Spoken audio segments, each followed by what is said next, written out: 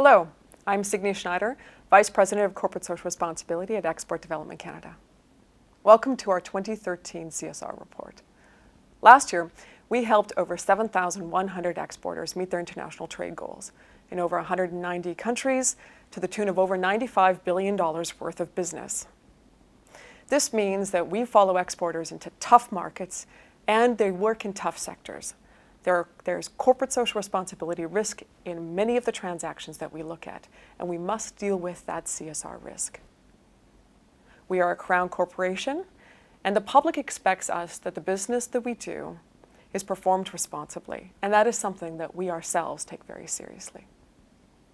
With that in mind, I'd like to tell you a little bit about some of the things we did last year. Last year, we worked with some of the other international organizations, such as the OECD and the Equator Principles Association.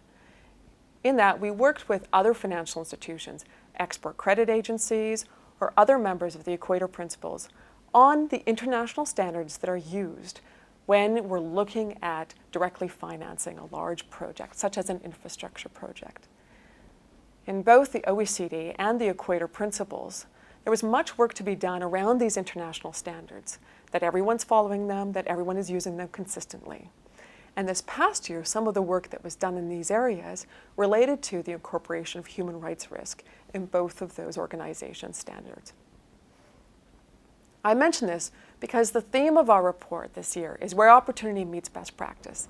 Canadian exporters are going into many different markets, they're trying out new technologies, they operate in many sectors, and we want to see best practice being performed across all of these different areas.